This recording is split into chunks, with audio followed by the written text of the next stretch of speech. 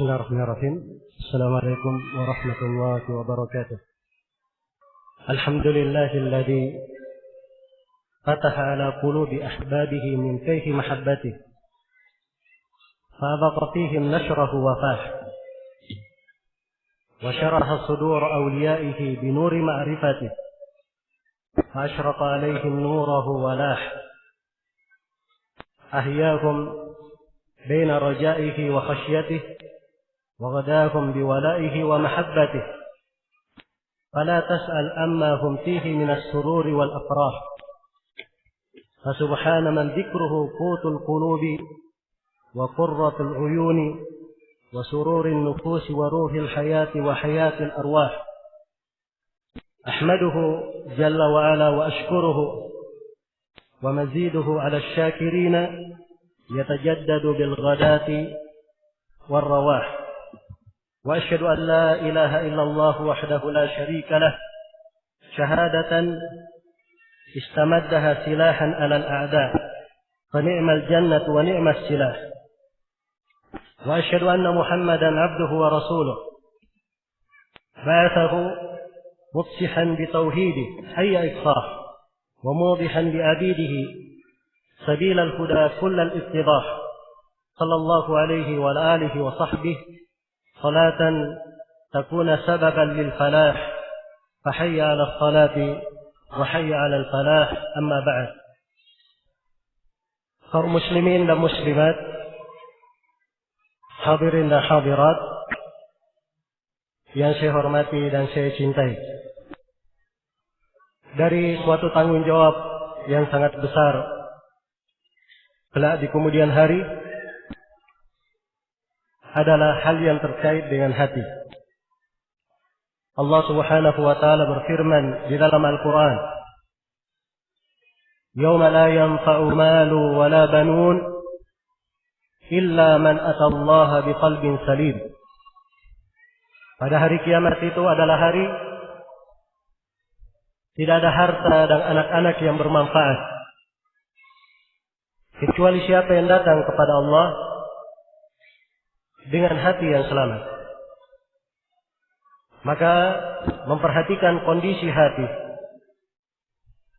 menjaga keselamatannya, menjaga kebaikannya, ini dari perkara yang sangat penting. Dan Allah Subhanahu wa taala telah mengingatkan bahwa hari kiamat yauma tubla sarair, hari tatkala segala yang ada di dalam dada akan ditampakkan, diperjelas.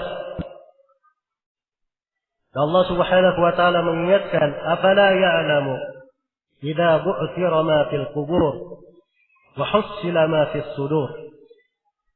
Tidakkah mereka mengetahui tatkala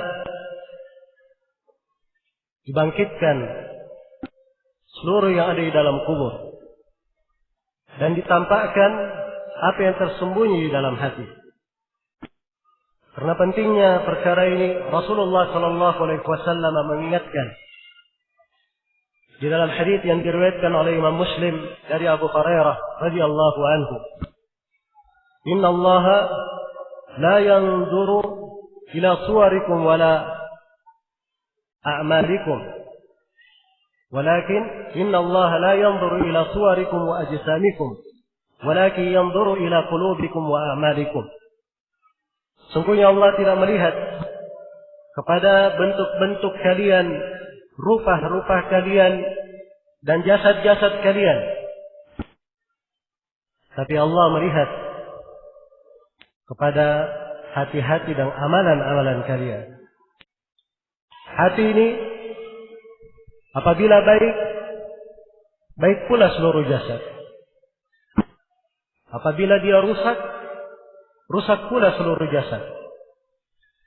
Di dalam hadis yang diriwayatkan oleh Imam Al-Bukhari dan Imam Muslim, Rasulullah sallallahu alaihi wasallam mengingatkan, "Ala inna fil jasadi mudghah, idza salahat salaha al-jasadu kulluh, wa idza fasadat fasada al-jasadu kulluh, ala wa hiya al-qalb." ketahuilah bahwa di dalam jasad itu ada segumpal daging. Apabila segumpal daging ini baik, baik pula seluruh jasad. Dan apabila segumpal daging ini rusak, rusak pula seluruh jasad. Ala wahyal qalb. Segumpal daging itu adalah hati. Adalah hati. Karena itu Rasulullah SAW mengajarkan dari doa-doa supaya diberikan keteguhan untuk hati, keselamatan.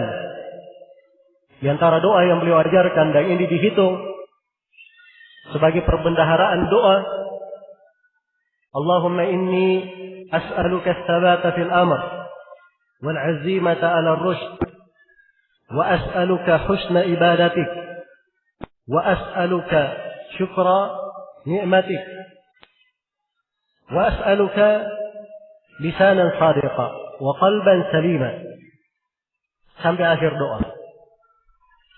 Ya Allah, saya memohon kepadamu keteguhan di atas perkara, kelurusan di atas petunjuk, dan saya memohon kepadamu keindahan ibadah kepadamu, kesyukuran terhadap nikmat-nikmatmu, dan saya memohon kepadamu lisan yang jujur, dan saya memohon kepadamu hati yang selamat. Iya.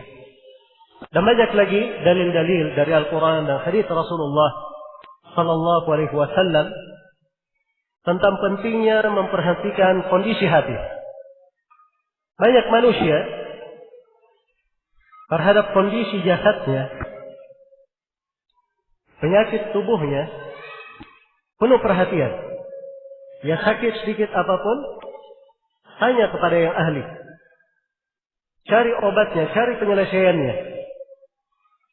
Tapi kadang seorang bertahun-tahun hidupnya tidak tenang. Hatinya dalam keadaan berpenyakit.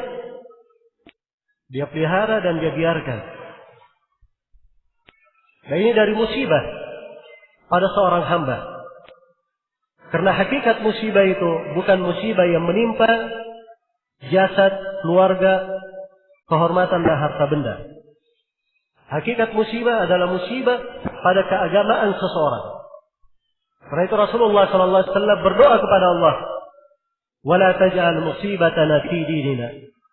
Ya Allah, jangan Engkau menjadikan musibah yang menimpa kami dalam hal keagamaan kami. Sebab musibah di dalam agama tidak ada yang bisa menambalnya. Iya. Maka memperhatikan kondisi hati sangat penting sekali. Dan kita harus punya kesadaran akan hal tersebut. Dan di siang hari ini kita akan membahas sebuah tema pembahasan yang telah diumumkan dan telah kita dengarkan dengan judul Semua Tentang Cinta. Sebab cinta merupakan salah satu amalan hati yang sangat pokok. Dan tidak ada dari manusia yang hidup tanpa cinta. Pasti ada kecintaan di dalam hatinya, dalam bentuk apapun. Iya. Dan pertemuan ini bukanlah pertemuan saya menyusun kata-kata puisi atau syair. Iya. Bukan sebuah pembahasan kata cinta yang biasa dikenal di masyarakat umum. Bukan pula pembahasan cinta yang biasa berjalan di tengah anak muda yang kemarin baru dewasa mungkin, atau orang-orang yang belum merasakan arti sebuah kehidupan. Dan memang saya akui bahwa judul dari tema ini sangat luas dan sangat berat bagi saya. Semua tentang cinta. Sebab lautan pembahasan cinta sangatlah dalam. Dia mungkin kalau dianggap pantai tidak ada tepinya. Dianggap gunung Sahara tidak ada ujungnya. Iya. Namun saya akan memaparkan di sini pembahasan cinta yang membuat lurus kecintaan setiap orang yang memiliki cinta. Dan kelurusan cinta itu tidak akan mungkin didapatkan kecuali kalau seorang mengenal apa itu cinta di dalam penuturan dan penjelasan agama Islam. Iya. Maka pada kesempatan ini, dan waktu membatasi kita, sedangkan pembahasan banyak sekali, saya akan memulai menyebutkan 5 kaidah sebelum saya uraikan tentang pembahasan cinta yang hakiki. Ada 5 kaidah yang ingin saya ingatkan di sini. Kaidah yang pertama bertumpu pada firman Allah Subhanahu wa taala di dalam Al-Qur'an. Allah Subhanahu wa taala berfirman,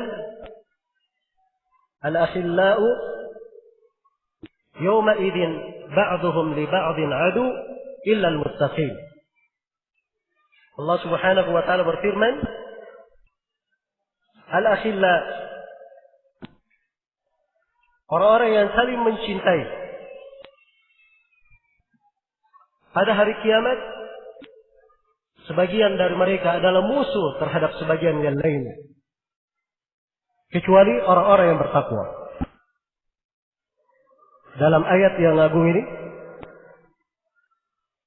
terdapat peringatan sekaligus terdapat kabar gembira. Dan ini kaidah pokok di dalam cinta. Peringatan, Allah ingatkan bahwa semua orang yang mencintai, saling mencintai, pada hari kiamat akan berubah menjadi kebencian, berubah menjadi permusuhan. Mungkin si anak cinta kepada orang tuanya di dunia. Siapa yang menjamin di akhirat tidak menjadi musuhnya? Mungkin si ayah cinta kepada anak-anaknya. Demikian pula si ibu. Tapi pada hari kiamat juga mungkin akan bermusuhan. Mungkin suami cinta kepada istrinya. Dan sebaliknya, saudara cinta kepada saudaranya. Kawan cinta kepada kawannya. Tapi pada hari kiamat berubah menjadi kebencian. Dan ini Allah kabarkan, "Al-akhillau yawma idzin ba'dhum li ba'dhin adu." Orang-orang yang saling mencintai pada hari kiamat, sebagian dari mereka adalah musuh terhadap sebagian yang lainnya. Menjadi musuh. Berubah menjadi permusuhan. Iya. Karena itu, di sini kita wajib mengingat bahwa pembahasan cinta ini bukan pembahasan sembarangan. Seorang cinta kepada orang lain, itu ada konsekuensi di belakangnya. Iya. Ada konsekuensi di belakangnya. Allah Subhanahu wa taala kabarkan, ada dari sekelompok manusia menyesal pada hari kiamat. Penyesalan luar biasa. Kalau kita di dunia ini menyesal, kadang dia gigit jarinya. Iya. Dia masukkan 2 jarinya kadang. Tapi pada hari kiamat ada yang menyesal, 2 tangannya masuk ke dalam mulutnya. Saking menyesalnya dia. Allah mengingatkan dalam Al-Quran, وَيَوْمَ يَعَضُّ الظَّالِمُ عَلَى يَدَيْهِ يَقُولُ يَا لَيْتَنِي اتَّخَذْتُ مَعَ الرَّسُولِ سَبِيلًا يَا وَيْلَتَى لَيْتَنِي لَمْ أَتَّخِذْ فُلَانًا خَلِيلًا لَقَدْ أَضَلَّنِي عَنِ الذِّكْرِ بَعْدَ إِذْ جَاءَنِي وَكَانَ الشَّيْطَانُ لِلْإِنسَانِ خَذُولًا. Dan pada hari kiamat tatkala seorang yang zalim,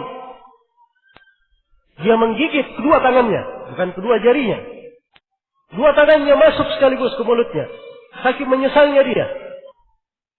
Ia berkata, wahai andai kata saya dulu di dunia punya jalan mengikuti jalan Ar-Rasul, mencintainya, menapaki jalannya.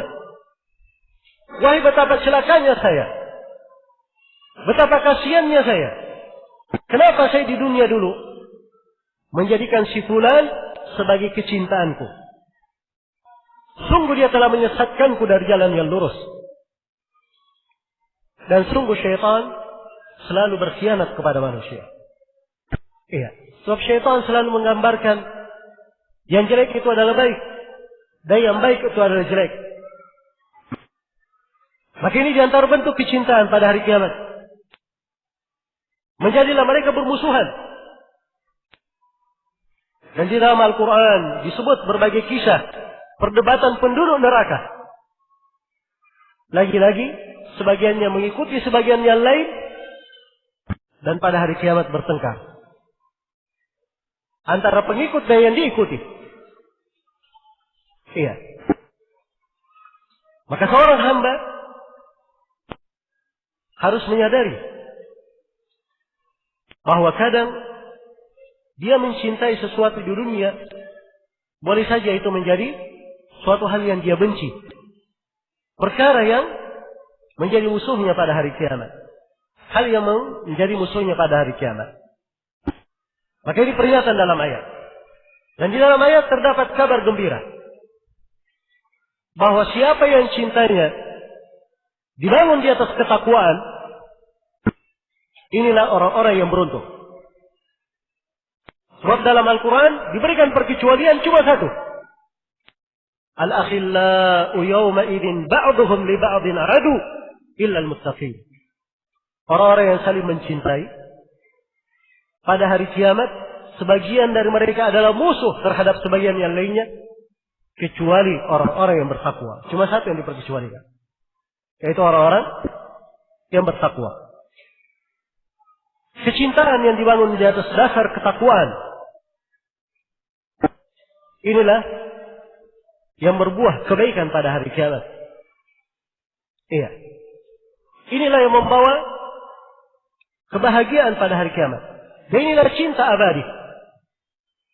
Inilah cinta abadi. Cinta yang dibangun di atas dasar takwa. Maka pada segala sesuatu yang dilakukan oleh seorang hamba di atas dasar cintanya, apakah itu cinta dalam bentuk ibadah atau cinta dalam bentuk tabiat manusia. Dari tabiat manusia, seorang anak cinta kepada ayahnya. Ayah cinta kepada anaknya. Suami cinta kepada istrinya. Istri cinta kepada suaminya. Iya. Itu dari tabiat di tengah manusia. Atau cinta dalam hal yang sifatnya perkara yang lumrah dan biasa, maka ini akan bernilai kebaikan apabila dibangun di atas dasar ketakwaan. Dibangun dasar ketakwaan. Inilah kaidah penting yang harus kita pegang. Ayat yang harus selalu kita ingat. Jangan sampai kita keliru di dalam menempatkan cinta itu, dan keliru di dalam memahami makna cinta tersebut. Iya. Apa saja dari makna cinta yang tidak berada di atas ketakwaan, maka itu bukan cinta namanya. Bukan cinta yang membawa kebaikan. Tapi itu adalah cinta yang akan mewariskan kepedihan, kepiluhan, mewariskan dari adab dan kesengsaraan pada diri orang yang memilikinya. Iya. Dan ini harus dipahami oleh setiap muslim dan muslimah. Nah, dan sebenarnya ayat ini penjabarannya luas sekali. Tapi insyaallah ta'ala dengan materi-materi yang kita akan bawakan, nanti akan tampak bagaimana cara seorang itu menjadikan cintanya dibangun di atas ketakwaan. Iya. Ini memang pokok dan dasar pembahasan kita. Seluruh cinta yang ada di tengah manusia diikat dengan makna ketakwaan, supaya menjadi cinta yang abadi, cinta yang bermanfaat pada hari kiamat. Kemudian yang kedua, dari kaidah seputar cinta adalah suatu pemaparan yang diterangkan oleh Ibnu Al-Qayyim rahimahullahu ta'ala. Beliau menjelaskan poros perputaran semua cinta yang ada di tengah makhluk. Beliau terangkan poros yang merupakan perputaran semua cinta yang ada di tengah makhluk. Iya. Kata beliau rahimahullah, beliau bagi cinta itu terbagi menjadi dua. Ada cinta yang bermanfaat dan ada cinta yang membahayakan. Iya. Ada cinta yang bermanfaat dan ada cinta yang membahayakan. Kata beliau, fal mahabbatun nafi'ah salasatu anwa'. Cinta yang bermanfaat itu ada 3 bentuk. Ada 3 bentuk. Yang pertama mahabbatullah, kecintaan kepada Allah. Dan yang kedua, wa mahabbatun fillah, kecintaan karena Allah. Iya. Dan yang ketiga, wa mahabbatu ma yu'inu ala ta'atillah ta'ala wa jitinabi ma'asiyatih. Kecintaan terhadap apa yang membantu untuk taat kepada Allah dan meninggalkan maksiatnya. Ini 3 jenis cinta yang bermanfaat. Kemudian kata beliau, wal mahabbatu dharra salasatu anwa'. Dan cinta yang membahayakan itu terbagi 3. Yang pertama al-mahabbatu ma'allah. Cinta bersama Allah. Maksudnya dia cinta kepada Allah, dia cinta juga kepada makhluk. Ini membahayakan. Bahkan ini yang paling membahayakan. Sebab ini yang dinamakan kesyirikan. Mempersekutukan Allah dalam cinta. Iya. Dan yang kedua, wa mahabbatu ma yubghiduhullah. Yang ketiga dari cinta yang membahayakan adalah cinta terhadap apa yang dibenci oleh Allah. Dan yang ketiga, kata beliau, wa mahabbatu ma tuqta'u mahabbatuhu anillahi ta'ala au tanqusuha. Yang ketiga dari cinta yang berbahaya adalah kecintaan yang akan memutus cinta dia dari Allah atau akan mengurangi cinta dia dari Allah. Memutus atau mengurangi cinta dia dari Allah. Ini 3 jenis cinta yang berbahaya. Jadi kalau digabung 3 cinta yang bermanfaat dan 3 cinta yang berbahaya, semuanya ada berapa? Semuanya ada 6. Iya. Kata beliau, fahadihi sittatu anwa' 'alaiha madaru mahabbil khalq. Kata beliau, ini 6 bentuk dari cinta. Inilah perputaran, poros perputaran semua cinta makhluk. Kata beliau, fa mahabbatullah azza wa jalla aslul mahabbi wa aslul iman wa tauhid. Kecintaan kepada Allah itu adalah pokok semua cinta dan dasar keimanan dan tauhid. Dan 2 cinta selainnya itu mengikut kepadanya. Ya. Cinta yang pertama tadi mahabbatullah, cinta kepada Allah. Yang kedua tadi apa? Cinta karena Allah. Cinta karena Allah, dia cinta kepada para nabi, para rasul, cinta kepada para ulama, cinta kepada orang-orang salih dan sebagainya. Iya. Baik. Demikian pula dia cinta kepada hal yang membantunya untuk bisa taat. Ini semuanya ikut kepada yang pertama. Wal mahabbatu ma'allah aslu syirki wal mahabbil madmumah. Kata beliau, dan cinta bersama Allah itu adalah sumber kesyirikan dan sumber kecintaan yang jelek, yang tercela. Wan nau'anil akharani taba'un laha. Dan 2 jenis yang lainnya itu ikut kepada cinta bersama Allah ini dari sisi kejelekan. Baik. Jadi ini 6 jenis cinta disebutkan oleh Ibnu Al-Qayyim dan tidak ada yang keluar Dari mana cinta ini? Iya. Silakan tanya dan periksa. Ya. Semua kata cinta yang ada di dalam kehidupan kita. Atau apa yang kita rasakan.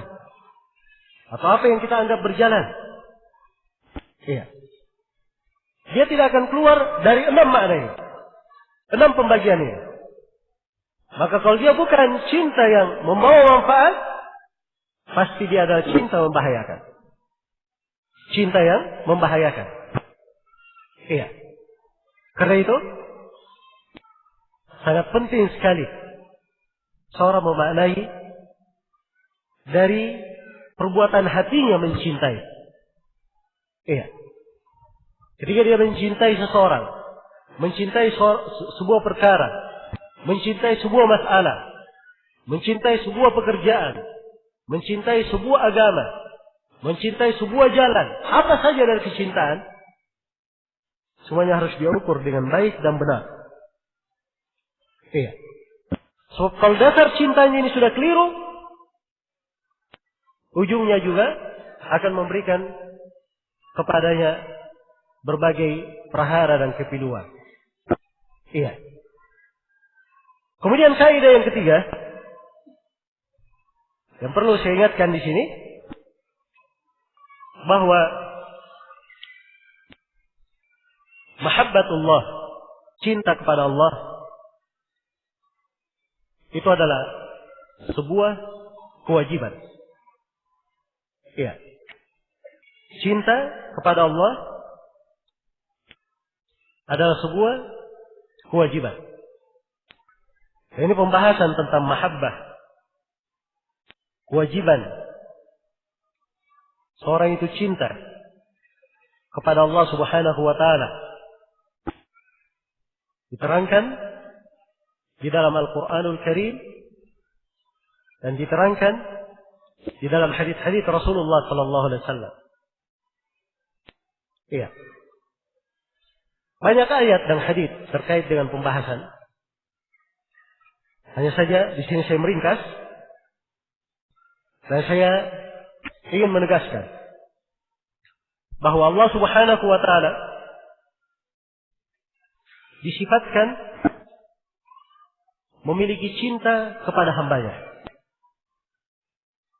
Dan hamba juga cinta kepada Rabbnya. Nah ini kata Ibnul Qayyim rahimahullah, semua pendalilan,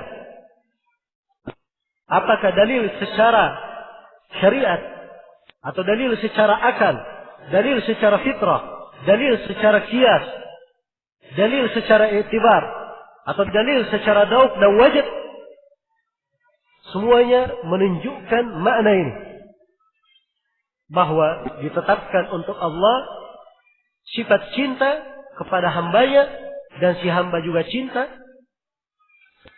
dan si hamba juga memiliki sifat cinta kepada Rabbnya Jalla Jalaluhu. Iya.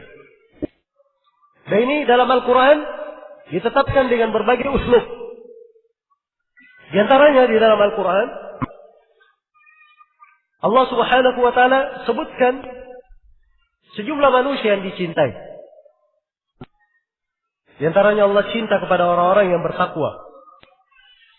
Wallahu yuhibbul muttaqin. Allah cinta kepada orang-orang yang bertakwa. Wallahu yuhibbul muhsinin. Allah cinta kepada orang-orang yang berbuat ihsan. Wallahu yuhibbus sabirin. Allah cinta kepada orang-orang yang bersabar. Ya. Wallahu yuhibbu al-mutahhirin. Allah cinta kepada orang-orang yang mensucikan diri. Iya. Ini menunjukkan bahwa Allah Subhanahu wa taala memiliki sifat cinta kepada hambanya. Dan juga di antara uslub Al-Quran diterangkan di dalam Al-Quran, sekelompok manusia tidak dicintai oleh Allah. Sifat-sifatnya dibenci oleh Allah. Seperti innallaha la yuhibbul mu'tadin. Allah tidak mencintai orang-orang yang melampaui batas. Innallaha la yuhibbul kafirin. Sungguhnya Allah tidak mencintai orang-orang kafir. Innallaha la yuhibbu man kana khawanan athima. Sungguhnya Allah tidak mencintai orang yang selalu berkhianat lagi berdosa. Iya. Dan banyak ayat yang semisal itu. Dan di dalam Al-Quran juga ditakbir nama-nama yang menunjukkan cinta itu. Di antara Asmaul Husna adalah nama Al-Wadud. Nama Al-Wadud. Wa huwal ghafurul wadud. Dialah Allah yang Maha Pengampun, lagi Maha Wadud, lagi Maha mencintai. Innal ladzina amanu wa 'amilus shalihat sayaj'alu lakumur rahman wudda. Sungguhnya orang-orang yang beriman dan beramal salih, Allah Ar-Rahman akan menjadikan wuddan, kecintaan untuk mereka. Ya. Dan wadud ini dari Asmaul Husna. Maknanya dia Maha mencintai hamba-hambanya yang beriman. Dan menurut Ibnu Al-Qayyim, Al-Wadud dari kata Al-Widad itu adalah inti cinta, kemurnian cinta, dan pokok dari cinta itu. Al-Wadud. Dan ini dari nama-nama Allah Subhanahu wa Ta'ala. Iya. Dan di dalam Al-Quran disebutkan sifat-sifat yang bertentangan dengan ini. Allah murka kepada sebagian orang, benci kepada sebagian orang disebut dalam Al-Quran. Iya. Demikian pula di dalam hadis Rasulullah sallallahu alaihi wasallam diterangkan beberapa bentuk kecintaan Allah kepada hamba. Di antaranya dalam hadis riwayat Bukhari dan Muslim dari Abu Hurairah, "Idza ahabba Allahu al-'abd, nada Jibril." Apabila Allah cinta kepada seorang hamba, Allah akan memanggil Jibril. Iya. Lalu dikatakan kepada Jibril, "Inna Allah yuhibbu fulanan fa'ahbibhu." Sungguhnya Allah cinta kepada si fulan. Maka engkau ya Jibril hendaknya cinta kepadanya juga. Maka Jibril pun cinta kepada hamba itu. Lalu Jibril memanggil penduduk langit bahwa Allah telah cinta kepada si fulan. Hendaknya kalian semua cinta kepada si fulan tersebut. Maka penduduk langit pun mencintai si fulan tersebut. Iya. Juga di antara hadis adalah hadis Sa'ad bin Abi Waqqas, riwayat Muslim. Rasulullah sallallahu alaihi wasallam bersabda, "Inna Allah yuhibbul 'abd at-taqi al-ghani al-khafi." Sungguhnya Allah cinta kepada seorang hamba yang selalu bertakwa, yang selalu merasa cukup dan tersembunyi. 4 sifat: penghambaan, ketakwaan, punya kecukupan di dalam hati, dan selalu tersembunyi. Iya. Dan ini hadis kalau kita baca banyak ya hadis-hadis yang seperti ini. Dan mungkin kalau masih ada kesempatan, saya nanti akan terangkan beberapa golongan yang dicintai oleh Allah Subhanahu wa Ta'ala. Baik. Jadi maksud dari penjelasan ini ingin kita tegaskan tentang wajibnya menetapkan sifat cinta bagi Allah Subhanahu wa Ta'ala. Dan juga wajib untuk cinta kepada Allah. Iya. Wajib untuk cinta kepada Allah. Dan ini bentuk dari tauhid. InsyaAllah ta'ala akan datang penjelasannya. Hanya saja manusia dalam cinta kepada Allah Subhanahu wa Ta'ala itu bertingkat-tingkat, berjenjang dan berderajat. Iya. Kecintaan para nabi dan para rasul kepada Allah beda dengan kecintaan para sahabat. Kecintaan para sahabat beda dengan kecintaan kaum mukminin yang datang setelah mereka. Iya. Ada perbedaan di dalam hal tersebut. Karena itu dalam Al-Quran dikatakan, "Walladzina amanu asyaddu hubban lillah." Dan orang yang beriman cintanya sangat besar kepada Allah. Pakai asyad. Kalau dikatakan sangat besar, menunjukkan ada yang besar, ada yang lebih besar daripada itu. Menunjukkan bahwa kecintaan kepada Allah itu bertingkat-tingkat, berjenjang. Iya. Kemudian kaidah yang keempat, harus diketahui bahwa cinta yang hakiki itu adalah cinta yang tidak datang sendirian. Iya. Tapi dia adalah cinta yang datang dengan ilmu dan pengamalan. Dengan ilmu dan pengamalan. Dan ini dari pokok yang harus ditanamkan. Sebab kalau mengaku cinta, orang Yahudi mengaku cinta kepada Allah. Orang Nasara juga mengaku cinta kepada Allah. Iya. Semuanya mengaku cinta kepada Allah. Yang membedakannya, cinta yang benar dan tidak benar, nah disitulah diperlukan dua hal. Dan ini dua perkara, semakin kuat pada dua perkara ini, semakin berbeda seseorang di dalam tingkatan kekuatan cintanya kepada Allah Subhanahu wa Ta'ala. Yang pertama adalah kekuatan dari sisi ilmiah, keilmuan. Iya. Seorang punya ilmu tentang agama, belajar tentang syariat, belajar tentang syariat. Tidak ada di dalam urusan dunia ini, tidak ada di dalam kehidupan dunia ini yang lebih indah daripada mempelajari ilmu agama. Iya. Dan karena ilmu agama inilah para imam besar di tengah umat Islam harum namanya, jasanya selalu dimanfaatkan di tengah kaum muslimin karena mereka mempelajari ilmu dan mengamalkan ilmu tersebut. Iya. Karena itu di sini seruan penting kepada umat Islam untuk perhatian terhadap agamanya. Ini pokok kebaikannya. Iya. Pokok kebaikannya. Apalagi kalau dia memiliki kecerdasan, memiliki pemahaman, itu adalah anugerah dari Allah.